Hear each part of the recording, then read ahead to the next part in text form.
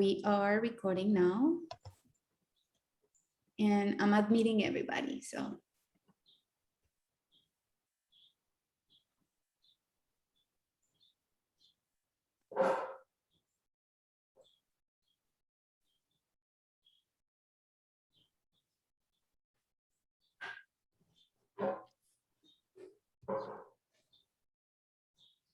Welcome everybody, Sita. Good afternoon, everyone. My name is Zita. I am a cat, and I see that we have a lot of our cats teams here with us. So I'll introduce us all very quickly, and then we will play first our land acknowledgement video, and I will pass it on to our moderator, Deanna. So I see Niall is here. Do you want to say hello, Niall? Hey, hi everyone. I'm glad to be here. Thank you. Rosalia is also here. She's our manager. Hi, everyone. As I'm sure you might have guessed by now, we're not actual cats, but we're from Career Advising and Transition Services, but we call ourselves and each other cats. So thank you all for being here today. Thank you. And Deanna is our moderator, so I'll introduce her even more afterwards, but if you wanted to say hi. Hi, everyone. Welcome. And our fearless leader of this session today is Mr. James Hunter. Deanna will definitely introduce him wonderfully in a moment. But as I just mentioned, I'm going to first start with our land acknowledgement. So if you can all please be on mute while we play this, that would be greatly appreciated. Thank you.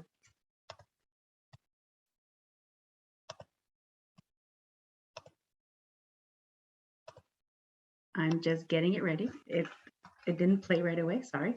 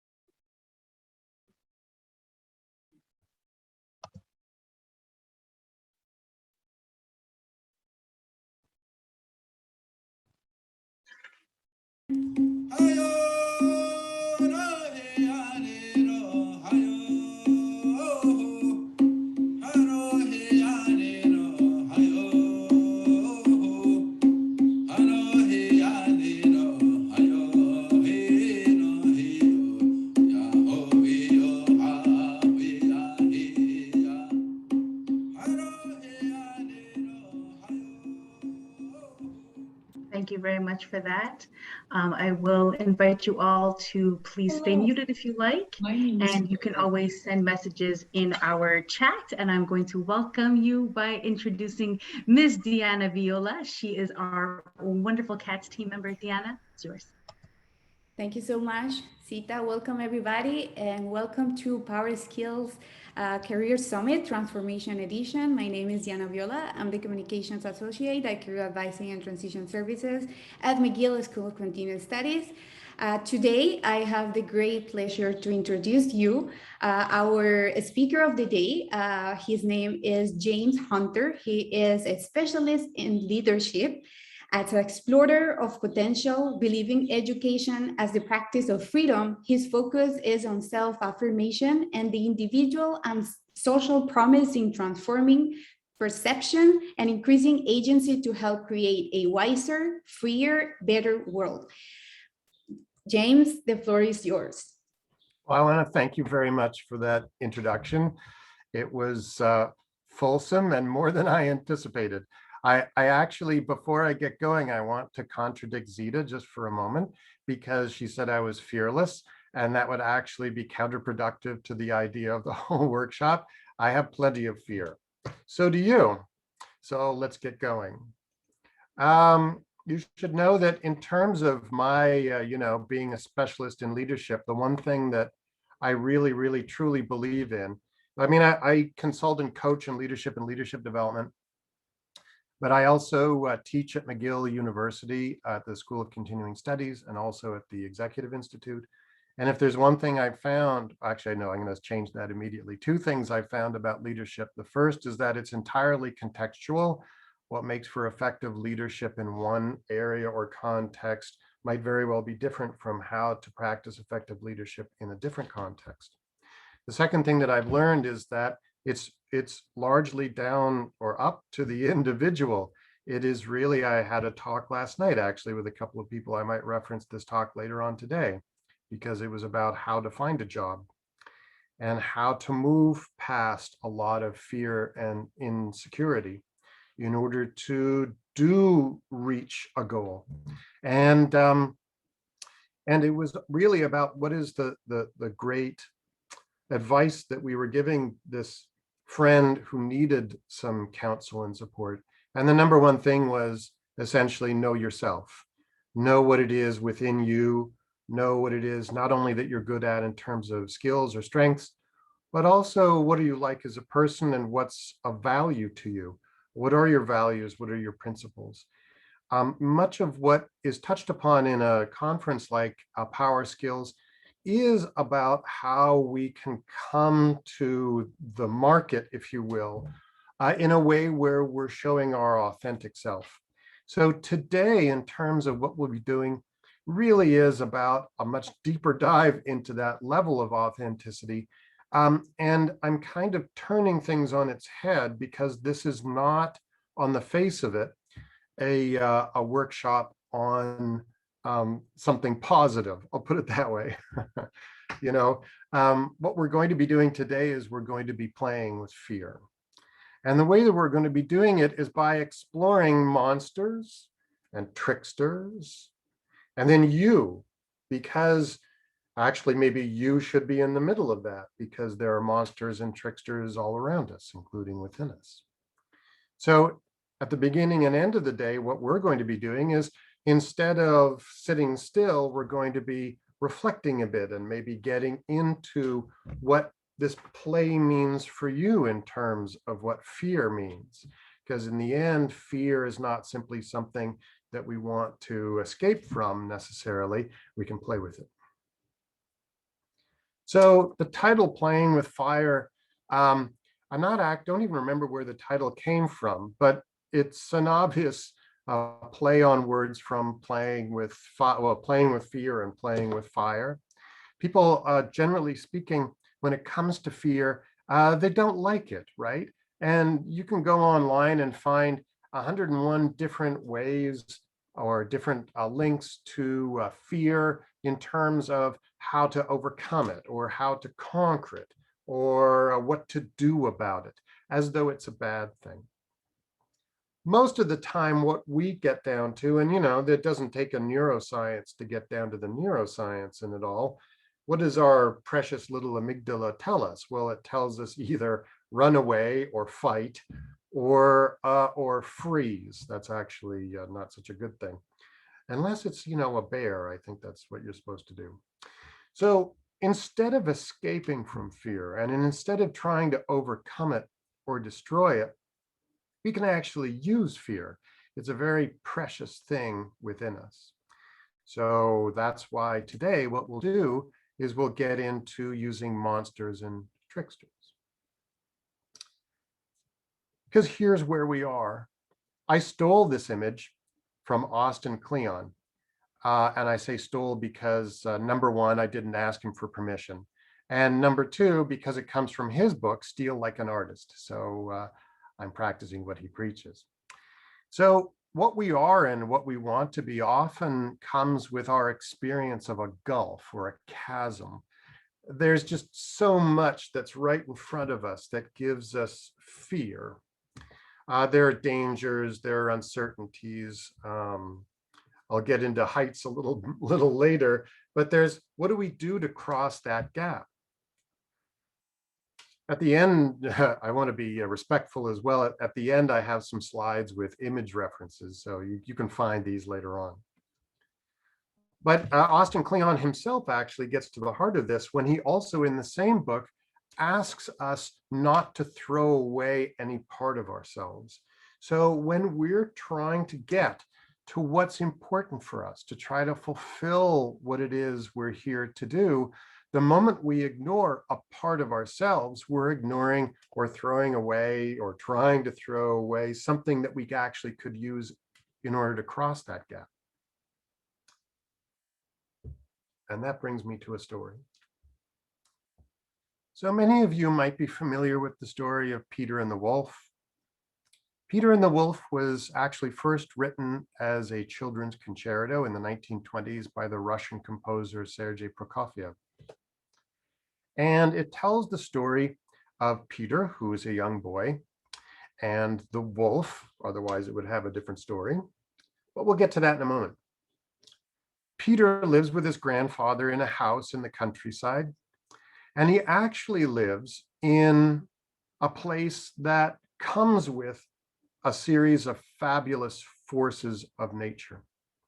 In the concerto, what Prokofiev did is he wrote themes for the different characters using different parts of the orchestra to help children grow more acquainted with how different instruments are used, what they sound like, how they work in an orchestra.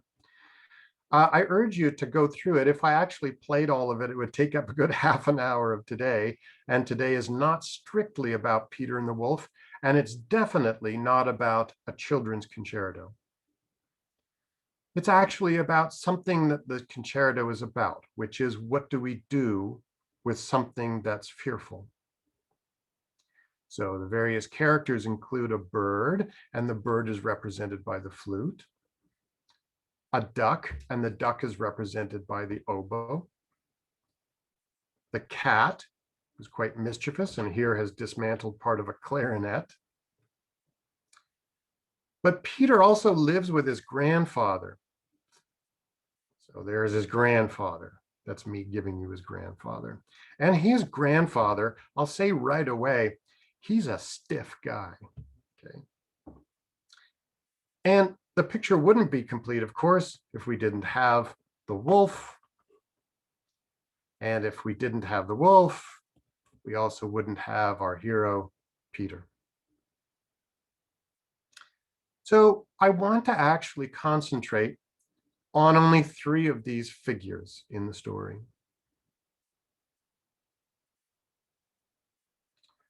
The first one is the voice of reason, and that's the grandfather. In the story, essentially what he does is he interferes with Peter. You know, Peter's in the backyard, and what do you find in the story? You actually find, after the introduction, a lot of conflict.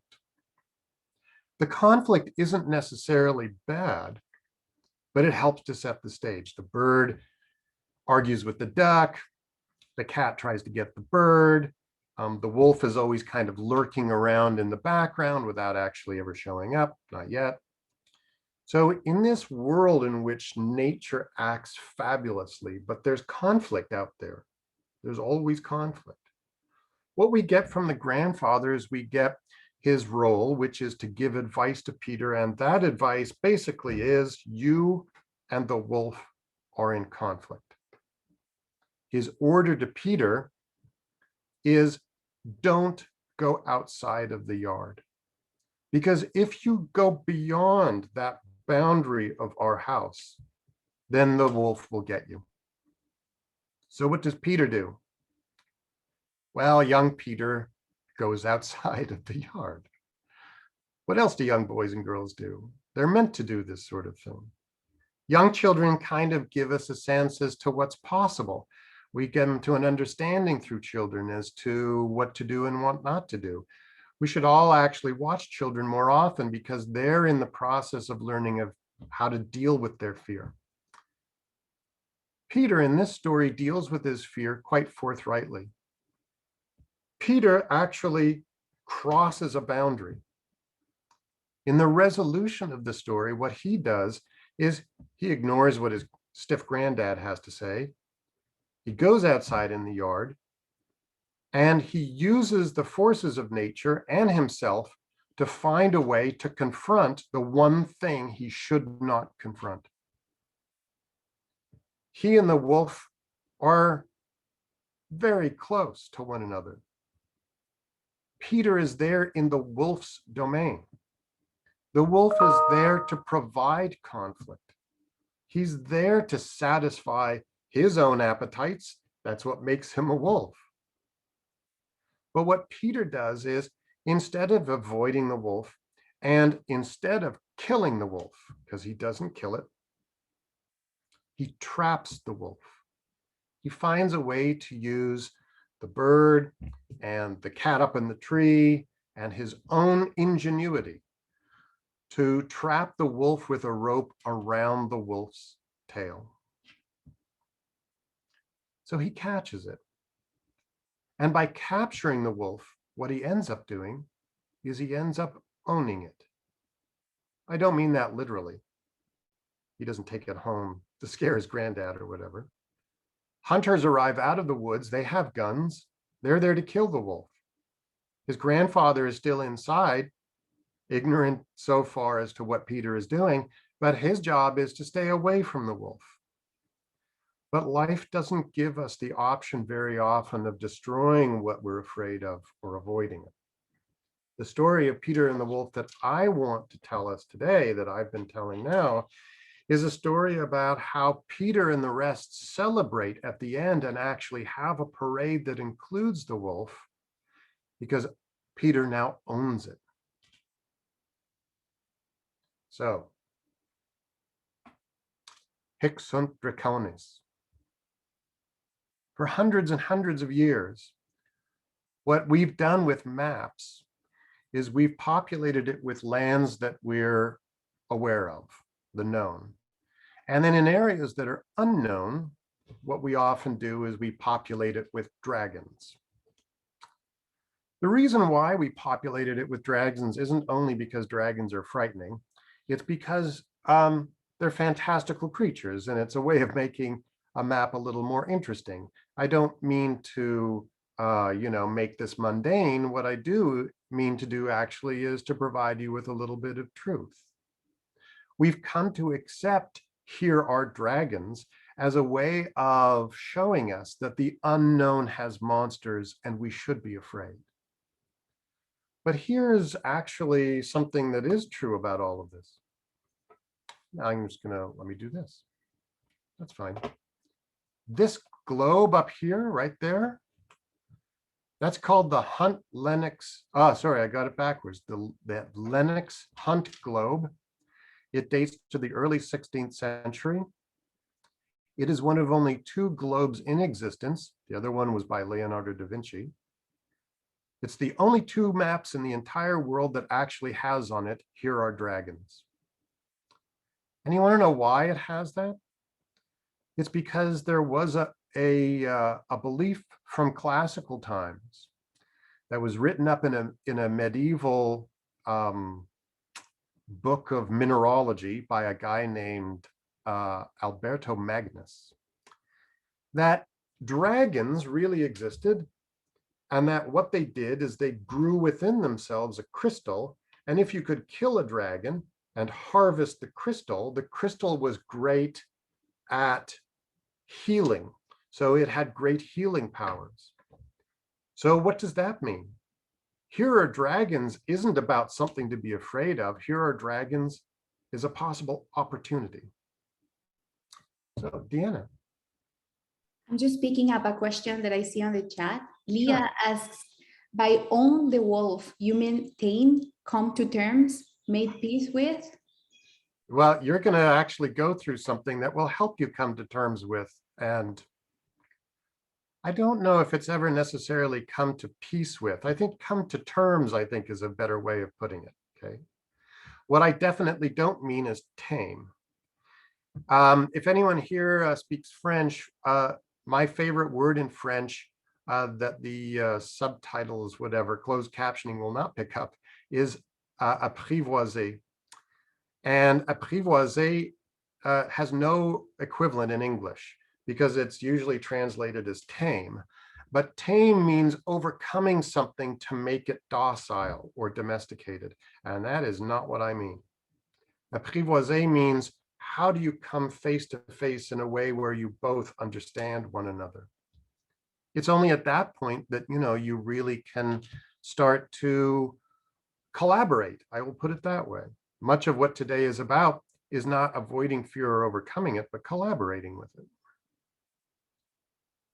So what we do here with our dragons, because it's about opportunity, is we come to an understanding of, the only thing we have to fear is fear itself, but why even bother fearing fear? Why not own it? Just because you own it doesn't mean you're taming it. What you're doing is you're taking ownership of it. That means you take accountability and responsibility for it, care for it. So we still have, though, an idea of dragons and monsters in the unknown. That image down there on the right is also from Austin Kleon, that shark poking his nose out of the waters. I remember after I first saw Jaws, probably after the 5th time I saw the movie Jaws, and you better believe that I was so scared that I would go swimming in a lake, deathly afraid. Okay, all right. So here we come to the very first thing that I want you to do. So to the question that was just asked, let's meet a monster.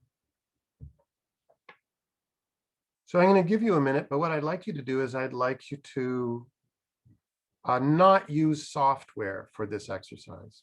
So don't use your computer. I'd like you to go off and I'd like you to pick up a piece of paper. It can just be like a regular piece of paper. It doesn't matter to me. I'd like you to get a pen or pencil or a crayon or a marker or whatever. That's doesn't matter to me.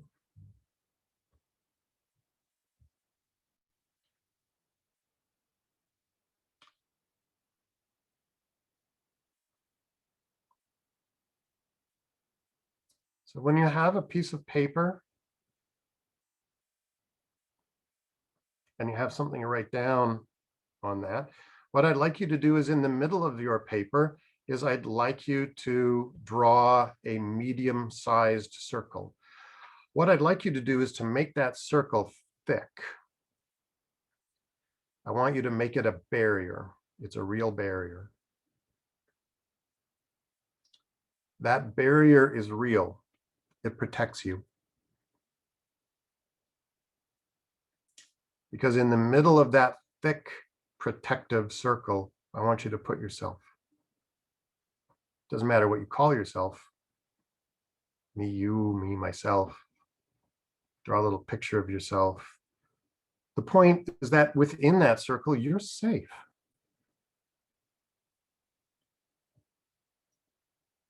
But there are things outside of that circle where it's not safe. And so understanding that there are no wrong answers, I want you to consider, what are you afraid of?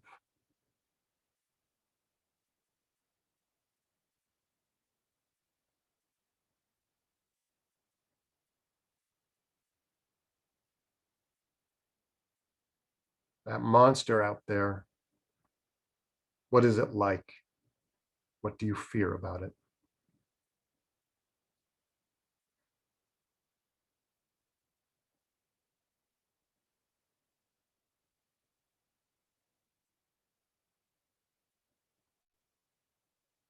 What will happen to you? What will you lose?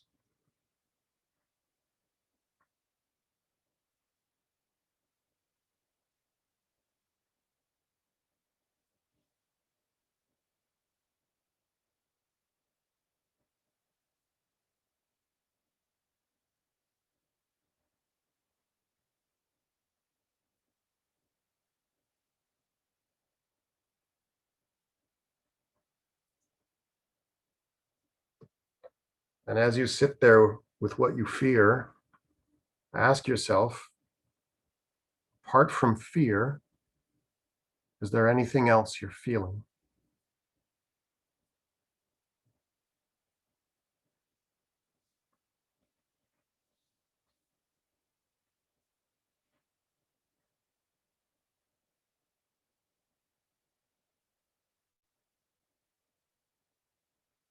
I'd like you to keep this page for later because we're going to be returning to it a couple of more times today.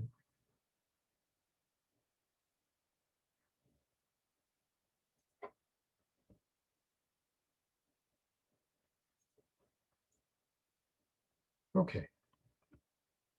So here's a question for you. What if there are no real monsters out there? Stephen Covey. His name seems to come up every day. For those of you who got deep into that part of the exercise, now I'm going to get all left-brained on you. This is quite structured. A little bit of give and take here. Stephen Covey, in his probably most famous work, I can never remember the title. It's his most famous work. It's about effective habits. He talks about the circle of concern.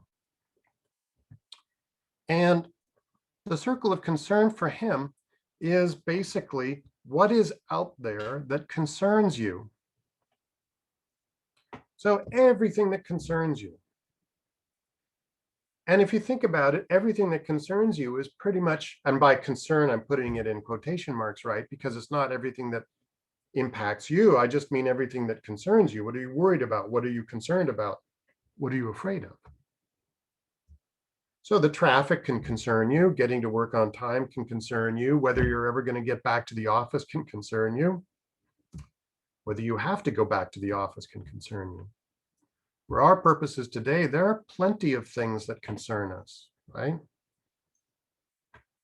Yes, thanks. The 7 Habits of Highly Effective People. Thank you very much. What about finding a job? The friend I was sitting with last night, you better believe that concerns him. He has a family. What happens if you need to switch departments or switch teams? What are you afraid of or concerned about there? This is the unknown after all. What about changing your career? All those of us who have already changed our career understand that there's a period or a pivoting that involves fear, and the fear never really goes away, and also the concern that we'll have to change it again. What if you need to go back to school? That's a concern. But suddenly it involves all sorts of different things. Which school, which program, for how long, full-time, part-time? What if you need to confront your boss? That depends on your boss. What if you're afraid of heights? So I'm not afraid of heights. I'm just afraid of falling from a great height. That's actually not a joke. It's quite true. I get it in dreams sometimes. So you can psychoanalyze me later in the chat. So everything that concerns you, me, is in our circle of concern. But there's also a circle of influence. So inside the circle of concern is a circle of influence. So this is what you can do about the things that concern you. So what do you do with all of this? Well, the first thing is you identify what are those elements in your circle of concern that are actually in your circle of influence. Those are things that you can do something about. I can't do anything about the traffic, but I can do something about my own behavior so that the traffic is less of a concern for me, or none at all. It's a pretty minor example. I may need, or I may consider changing a career or getting a job, a new job. Once I identify that concern, I know that I can have influence on it. So the next step is be proactive. Walk right up to the thing that concerns you. Take action on the thing that concerns you. Learn from the actions that you take. Be influenced by your learning. And as you move forward with the decisions and the consequences of your actions, own your decisions, own your actions, own what it is that you're doing. It's the only real way to learn. What you'll notice, by the way, because a lot of people get this wrong and they often call it the circle of control, is that Covey does talk about control, but this is not about control. There's no circle of control. Sorry, everyone, there's no circle of control. Even for yourself, everyone knows how hard self-control is. And if you don't know how hard self-control is, take your own picture of yourself and then go to someone who knows you really well and have them describe you. Well, that's how you're really showing up. Okay. So here's the thing about the circles of concern, and influence. If you spend too much time giving too much power and too much room to those things that concern you, if you don't identify and act on proactively on these things, then what happens is your circle of influence actually diminishes. There are fewer and fewer things that you can influence. However, the circle of influence is there because the more you identify, act proactively, and own your decisions and actions, well, then your circle of influence actually expands. You come to influence more and more, not only of your own behavior, but the outcomes and consequences of your behavior. So you have a circle of concern and you have a circle of influence. And what we've found out already is that there are monsters. Those monsters are definitely out there in your circle of concern. But what happens if you also have monsters that are in your circle of influence? Well, suddenly, as you might have seen, we're crossing boundaries. So go back to the page. Oh no, I want to talk about me. Sorry. Monsters within. Pardon me, I'm jumping. When I was a kid, I used to love animals, like 7 or 8 years old. And then suddenly I discovered a different kind of animal and I grew to love monsters. And when I was very young, I found this book. This is a beautiful book by Norman Bridwell. I think it's beautiful. Norman Bridwell, funnily enough, is actually the creator of Clifford the Big Red Dog, for those of you who know Clifford the Big Red Dog. Fun fact. What's also a fun fact is that Clifford the Big Red Dog is actually pretty scary. All right. So in How to Care for Your Monster, you can see a young man going downstairs to fix up his Frankenstein monster there. It's like a how-to manual, how to care for your monster. And my favorite monster was the werewolf. So as they mentioned in the book itself, most of the month, a werewolf will look like you or me. And I found that very interesting. You never know a werewolf until the werewolf reveals itself. Vampires and mummies, you can see them coming a mile away. Okay. But because this is about how to care for your monster, later on in the book, they give tips like, how do you know if you're caring well for your monster and you enter your monster into a monster competition or something? Well, what does a winner werewolf look like? Well, we know what it looks like. This was the winner werewolf. So what does a loser werewolf look like? Because this guy's all business. Well, unfortunately, the loser werewolf also looks all business. So there he is showing up to the office. He has to wear a tie. He's well behaved. And for many of us, he's what is expected when we show up at the office. Often some of our fears are, what if I can't be myself? I'm not saying that my true self is I run around, attacking cattle once a month or anything like that. Although there is something to be said for the full moon and a really good hamburger. What I am saying is that what I loved about my monster that I want to take care of inside my own sphere of influence, because it's me, is not the all business, clean, well cared for dog at the bottom. It's this dude. So let's get back to your page. Let's learn a little bit about the monster within your circle of influence. So there's the circle you had from before. Go back to that piece of paper that you used. Now, what I'd like you to do first is I want you to put your monster that was that's in there with you. I want you to put it in there with you. You've got monsters outside. I want them inside. And I also want you to make a circle on the inside that is your circle of influence.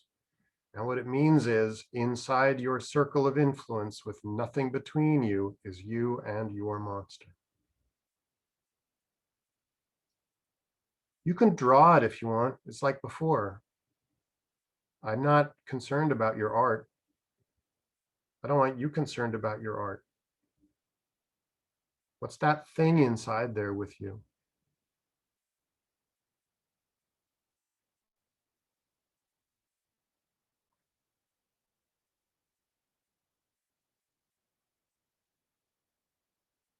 And now that your monster is inside your circle of influence with you, always with you, what do you gain by being with your monster? What do you gain? So consider two questions. The first is, when you're with your monster, what's the worst that could happen? But the second question is, what's the best that could happen?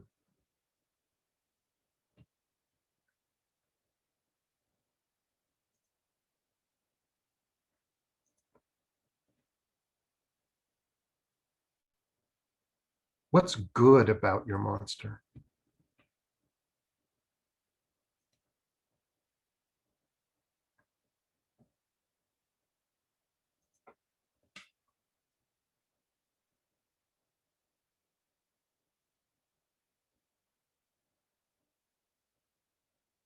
You know, maybe the way to bring our fears inside our circle of influence isn't to try to avoid them or overcome them. Maybe it's to love them and accept them. So what do you love about your monster? What does it give you?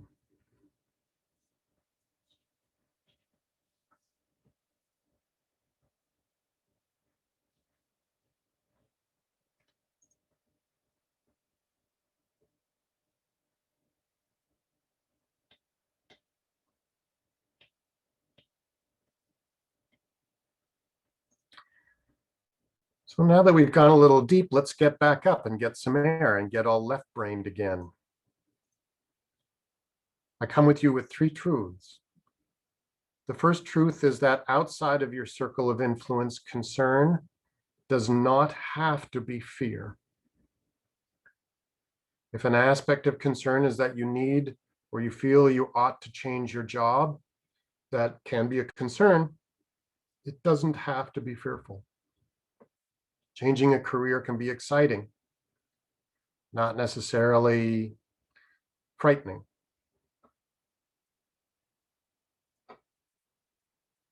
So here's the second truth. Fear exists within us.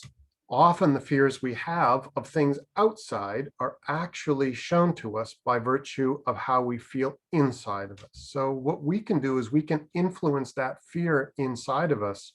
However, we can also use that fear to be influenced.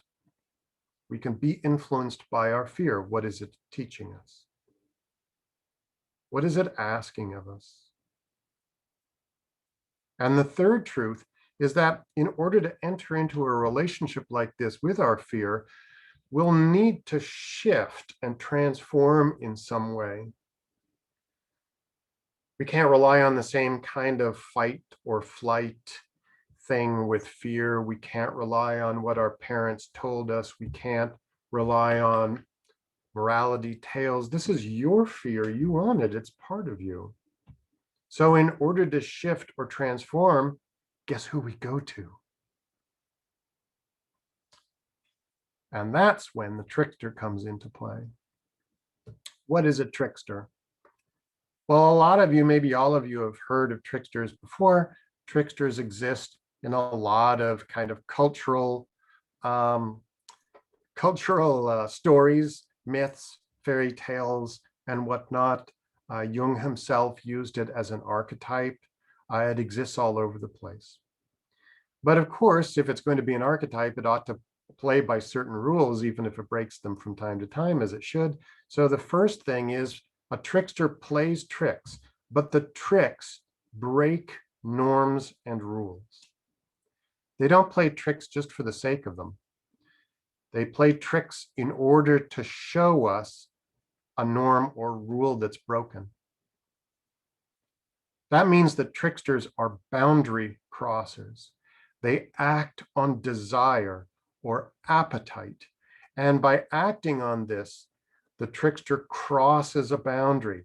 And by crossing a boundary, introduces us to the potential of the other side of that boundary. You think you're okay in here? Well, what's on the other side of here? You don't know. So why don't you break something and go on the other side?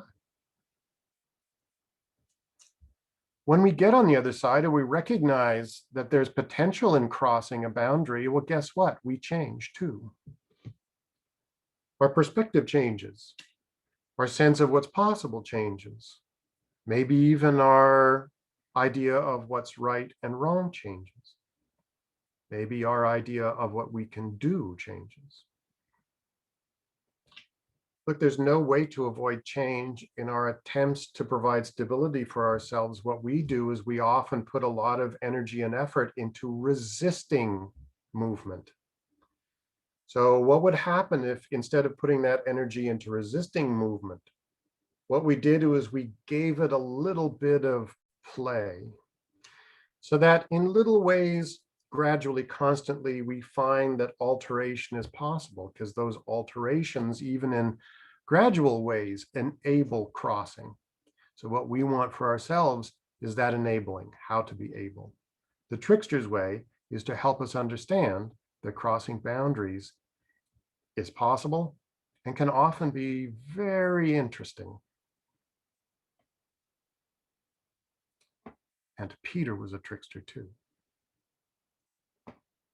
How else could he capture a wolf and own it simply by tying a rope around its tail? It's only by crossing the boundary his grandfather tells him should not be crossed that Peter finds the way to own his wolf and finds the means to celebrate the ownership of that wolf. So who have been tricksters? Well, there are lots of them, and you know lots of them. So there's Hermes. The Romans knew him as Mercurius. He's the guy with the wings on his feet, and the caduceus. He guided souls to the underworld. He got into a lot of mischief, but it was always with the pursuit of how to connect the divine with the earthly. I'll put it that way. This is Eshu from West Africa. He's a clever little guy. He often got into trouble. His brother in trickstery was Anansi, who actually, as you can tell from this image, ended up being spread throughout North America, South America, and the Caribbean. He's often represented as a spider. There's Loki. Loki was Scandinavian. He actually could get into some pretty rough stuff. At one point, he tried to destroy all of the gods, but he didn't do it. There's Sun Wukong. He's the Monkey King. He's a mischief maker, but he also was instrumental in helping the Buddhist monk in the story Journey to the West get to fulfill his goal. And then there's Krishna. Krishna, from even when he was a baby, was a trickster, acting on appetite and desire in order to show us what was possible. In North America, in native Aboriginal cultures, trickster is everywhere. In the Pacific Northwest, the trickster is represented by the raven. In the Southeast, trickster is represented by the coyote. In the East, he's represented by the rabbit. And interestingly enough, in Brooklyn, he's also represented by the rabbit. You really didn't think I would leave him out of this, did you?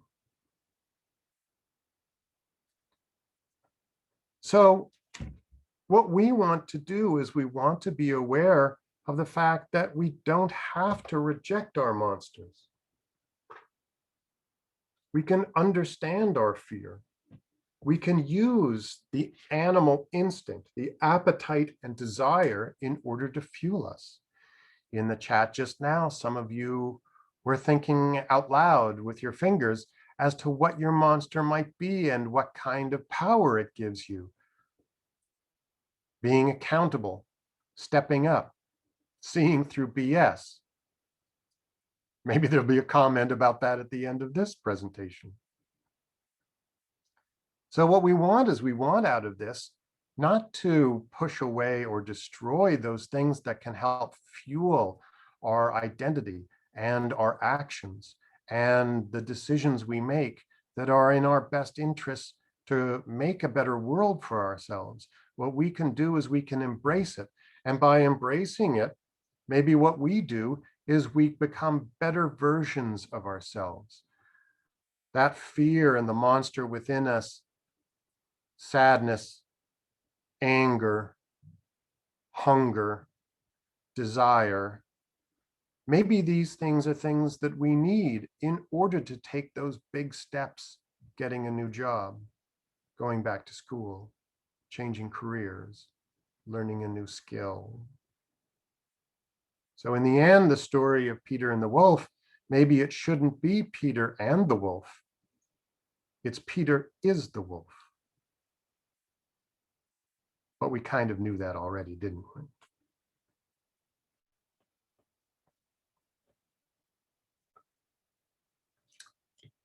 We go back to the gap.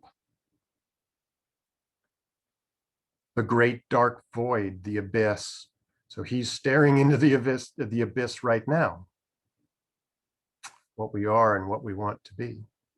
But if we don't throw away important, vital parts of ourselves, including the fear that can fuel us, well, then what we want to be is actually much closer than we ever thought possible. That the things that we were afraid of that constantly consumed our concerns aren't that big. And maybe our monsters are bigger than the monsters out there. So go back to your paper. What you've been working on throughout this.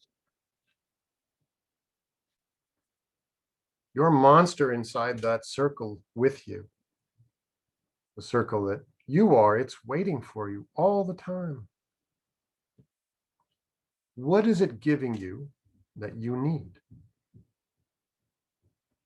Is it giving you perspective? A different perspective than you're getting from that sensible part of yourself that ought to know better? Does it give you energy? If you ask yourself, for instance, what makes you angry? What makes you angry? Let's say that you're doing something and you see someone else doing something and it makes you angry. Often, that's a really good indicator of a value you hold very dear, because the value is being stepped on. If you tried to avoid or conquer your anger, maybe it would actually get in the way of you discovering a value of yours. Maybe your monster helps you to be a certain way in the world, or a way to get what you want out of this world. Maybe fear itself can turn to fascination, or concern to consideration, or sadness to acceptance, or anger actually can point to honesty. So your monster is telling you something. It's telling you something. So listen to it. What is your monster really saying to you?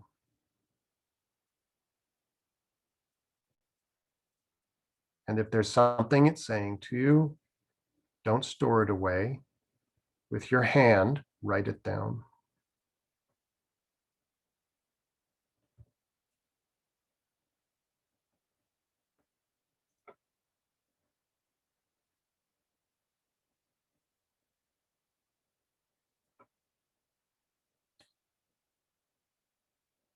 often what our monster can most accurately point us towards is about what we desire, what we hunger for. That desire and appetite is actually the beginning of how the trickster works and crosses boundaries and changes things, helps to fulfill things. So this message from your monster could be, what do you desire? For what do you hunger?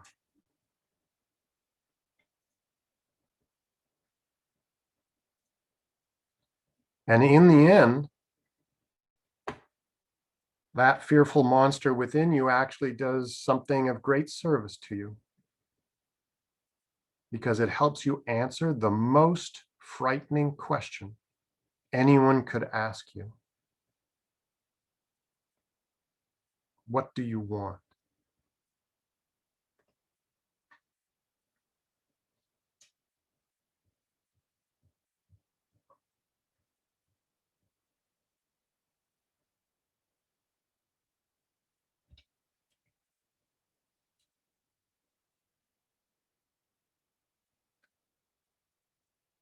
It's been my honor and privilege to be here with you today in this way. And we have a little bit of time for which I'm kind of thankful, partly because what I'm going to do, actually going to jump ahead of Rosalie and Deanna doing this. See, I can hardly control my own wolf right now. The full sun is out. Okay, and I want to mention, if you want to listen to Peter and the Wolf, this is the first one there. The reference is actually a really great recording.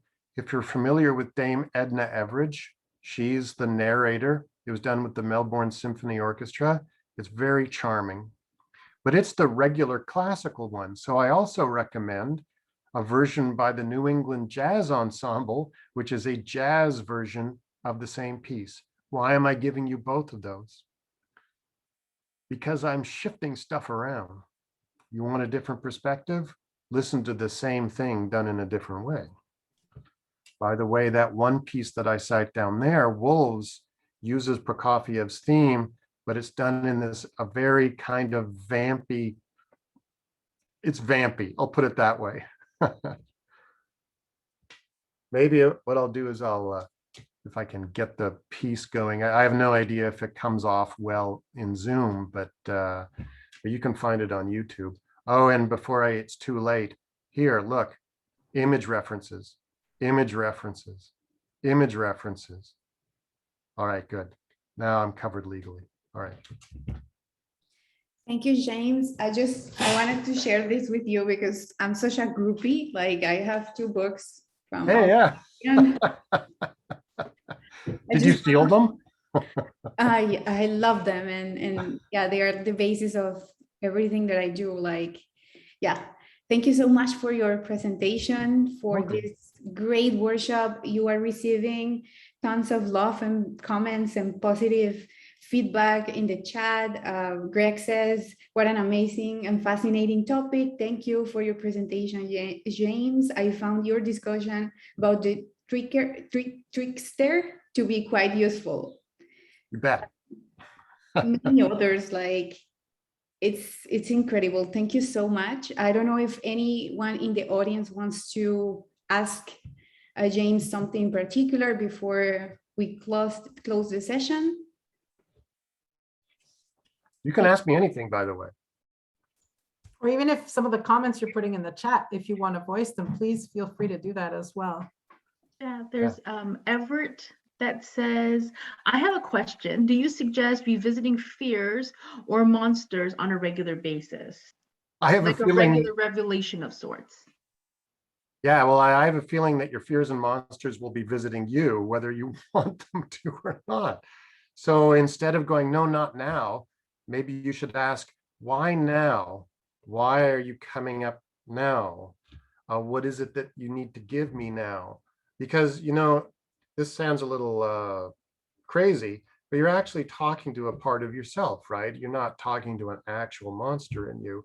I really, really hope. You're talking to a part of yourself that needs to be voiced. So yeah, revisit it, see how it's doing, see what it's missing.